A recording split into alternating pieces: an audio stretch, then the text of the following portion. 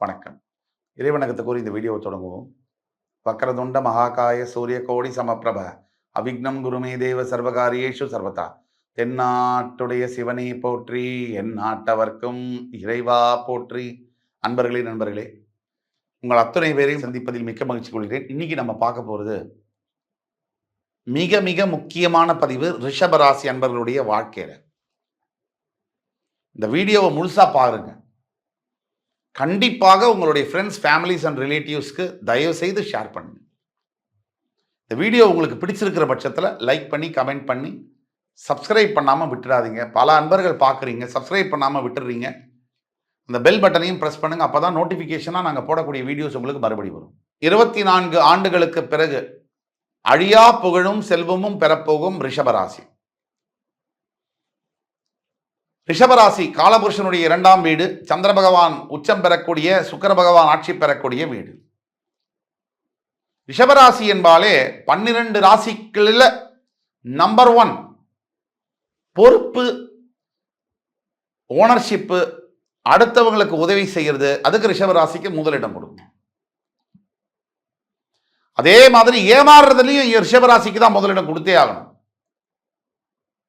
உங்ககிட்ட இருக்கக்கூடிய நிறைகளையும் சொல்லிட்டேன், உங்ககிட்ட இருக்கக்கூடிய குறையும் சொல்லி தான் ஆகணும். அடுத்தவங்களுக்கு உதவி செய்யறதுல உங்களை மிஞ்சிக்க உங்களுக்கு ஆளே கிடையாது உலகத்தில்.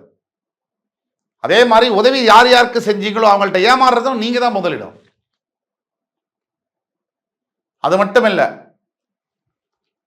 எந்த விஷயத்துக்கு எவ்வளவு கோவப்படணும், எது நல்லது எது கெட்டதுன்னு இன்னுமே உங்களுக்கு புரியலையே.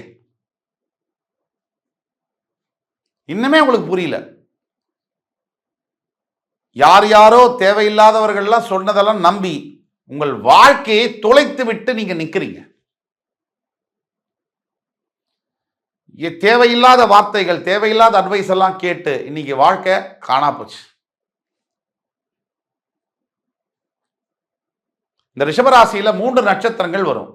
கிருத்திகை, ரோகிணி, மிருகசீரிடம். கிருத்திகை நட்சத்திரம் 2ஆம் பாதம் தொடங்கி 3, 4, ரோகிணி நட்சத்திரம் மொத்தம் 4 பாதங்கள் 7 மற்றும் மிருகசீரிட நட்சத்திரம் முதல் 2 பாதங்கள் உடைபட்ட நட்சத்திரமாக வரும். கிருத்திகை என்பது சூரியனுடைய நட்சத்திரம், ரோகிணி என்பது சந்திரனுடைய நட்சத்திரம், மிருகசீரிடம் என்பது செவ்வாயுடைய நட்சத்திரம். சுக்கிரனுடைய வீட்டில் சூரிய, சந்திர, செவ்வாய் வாசம் செய்கிறார்கள். இந்த ரிஷபத்துக்கு 4ஆம் இடம் என்பது சூரியனுடைய வீடு, 3ஆம் இடம் என்பது சந்திரனுடைய வீடு, 7ஆம் இடம் என்பது செவ்வாயுடைய வீடு. 7ம் 12ம் செவ்வாயுடைய வீடு. 3, 4, 7, 12 இந்த தொடர்பு உங்களுக்கு இருக்கு. 3, 4, 7, 12. ஒரு எடுத்துக்காட்டுக்கு உங்களுடைய ராசியில ரோகிணி நட்சத்திரத்தில் ஒருத்தர் பிறகுறாருன்னு வச்சுப்போம். 10 வருட திசை, சந்திர திசை முழுசா இருக்குன்னு வச்சுக்கோம். அடுத்து வரக்கூடிய மிருகசீரிட நட்சத்திரம் செவ்வாயோட திசை ஒரு 7 வருஷம் இருக்குன்னு வச்சுப்போம். இல்ல அவர் கிருத்திகை நட்சத்திர சாரத்தில் பிறகுறாருன்னு வச்சுப்போம். சூரிய சாரத்தில் சூரியனுடைய நட்சத்திரம் ஒரு தசை ஒரு 3, 4 வருஷம் இருக்குன்னு வச்சுப்போம். மினிமம் ஒரு 4 வருஷம் இருக்குன்னு வச்சுப்போம். அதுக்கு பிறகு சந்திர தசை ஒரு 10 வருஷம், 14 வருஷம். அதுக்கு பிறகு செவ்வாய் தசை ஒரு 7 வருஷம், 21 வருஷம். இது முடிஞ்சு ராகு திசைக்குள்ள நீங்க நுழையிறீங்க. யாரு? ரிஷபராசி அன்பர்கள். சுக்கிரனை ராசிநாதனாக பெற்ற நீங்கள், ராகு உங்களுக்கு நல்லதை செய்யக்கூடியவர், நட்பு கிரகம். மேஷம், ரிஷபம், கடகம், கன்னி, மகரம் இந்த 5 இடத்தில் ராகு வசிப்பாரேயானால் இயற்கையிலாகவே அவர் நல்லவராக மாறுகிறார். Rahu is a manipulative planet and manifestative nature. manipulative planetனா என்ன அர்த்தம் அப்படின்னா, ராகு ஒருத்தருக்கு திசையை நடத்துறாருன்னு சொன்னா நல்லது கெட்டதா தெரியும், கெட்டது நல்லதா தெரியும். மேனிஃபெஸ்டேட்டிவ்னா 1 ரூபாய் வரணும் உங்களுக்கு, 1 லட்சம் ரூபாய் வரும். அது ராகுவுடைய தன்மை. இந்த ராகு பகவான் உங்களுக்கு செய்யக்கூடிய யோகங்கள் மற்றும் ரிஷபராசிக்கு ராகு பகவானுடைய திசை 24, 25 வருஷம் கழிச்சு வருதுன்னு சொன்னா 18 ஆண்டு கால திசை 43, 44, 45 வயசு வரைக்கும் நடக்கும். அந்த ரிஷபராசி அன்பர்களுக்கு இந்த ராகு திசையானது என்ன சார் செய்யும்? அழியா புகழை தேடித்தரும், அழியா செல்வத்தை கொடுக்கும். ஒரு மனிதனுக்கு வாழ்க்கையில என்ன ஆசை இருக்க முடியும்? நிறைய பைசா சம்பாதிக்கணும், நல்ல புகழோடு வாழணும். தோன்றின் புகழோடு தோன்றரின் தோன்றாமை நன்றுன்னு வள்ளுவ வாக்கு கிடங்க. புகழோட பிறக்கணும் ஒரு மனிதன், புகழோட வாழ வேண்டும், அந்த புகழோடையே உயிரை விட வேண்டும். அதுதான் வாழ்க்கை. கண்ணதாசன் மறைந்து விட்டார். அவர் மறைந்து 40 வருடங்கள் ஆகியும் நம் வாயிலிருந்து மறையவில்லை. மகாத்மா காந்தி மறைந்து விட்டார். 75 ஆண்டுகள் ஆகியும் அவருடைய பிரசன்ஸ் என்பது நம்மளுடைய பேச்சுக்கள், வழக்குகள், போட்டோ, பணம், நோட்டு எதுலையும் மறையல. அவர் சொன்ன கொள்கைகள் மறைஞ்சிருக்கலாம், அவர் மறையல. விவேகானந்தர் மறைந்து விட்டார். எத்தனையோ வருடங்கள் ஆகிறது. ஆனால் அவர் சொல்லி கொடுத்த பாடங்கள், அவர் சொன்ன உபதேசங்கள் இன்னும் மறையவில்லை. அப்துல் கலாம் மறைந்து விட்டார். ஆனால் அவரை பற்றி பேசாதவர்கள் இல்லை. ஒரு வாழ்க்கை, ஒரே வாழ்க்கை. அந்த வாழ்க்கையை எப்படி வாழ வேண்டும்? ரிஷபராசி அன்பர்களே, இனி இந்த பூமியில ஒருத்தன் கூட அந்த மாதிரி வாழ்ந்ததில்லை. அப்படி வாழணும். அது பணத்தோட வாழறதுதான் வாழ்க்கையா? இல்லை. மிகப்பெரிய பதவிகளில் இருப்பது வாழ்க்கையா? இல்லை. அதற்கெல்லாம் மேலாக புகழ், ஃபேம், பாப்புலாரிட்டி. ஒரு தடவை வாழ்ந்தாலும் அப்படி வாழணும். நம்ம வரும்போது நாம மட்டும்தான் அழறோம், நம்ம போகும்போது இந்த ஊரே அழணும். அப்படிப்பட்ட வாழ்க்கையை நீங்கள் வாழ வேண்டும்.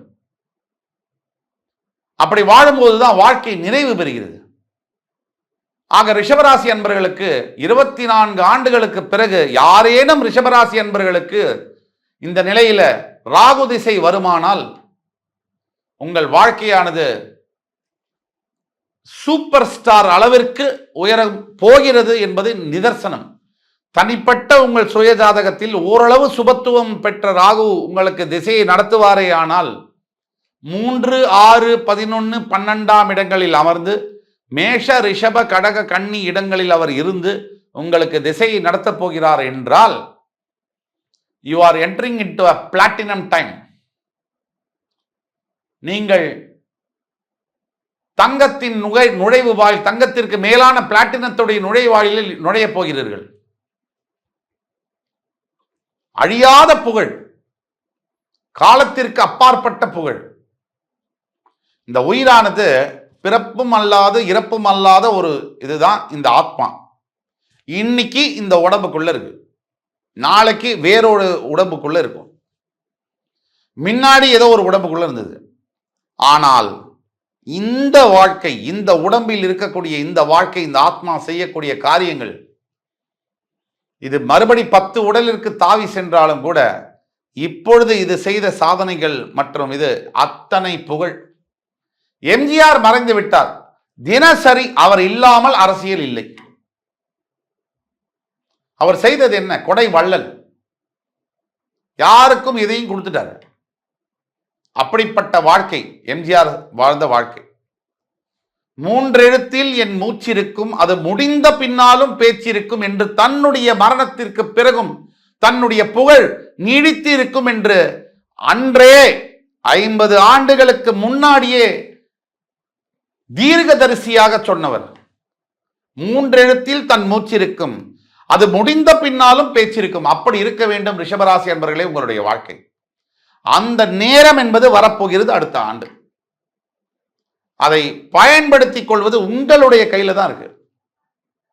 இதுவரைக்கும் எண்ணவே முடியாத, இதுவரைக்கும் யோசிச்சு சிந்திச்சு பார்க்க முடியாத அளவிற்கு சினிமா துறையில் இருக்கக்கூடிய அன்பர்களுக்கு, ரிஷபராசி அன்பர்களுக்கு குறித்து வச்சுக்கோங்க, எட்டாத உயரத்தை தொடப்போகிறீர்கள் அன்பர்களே.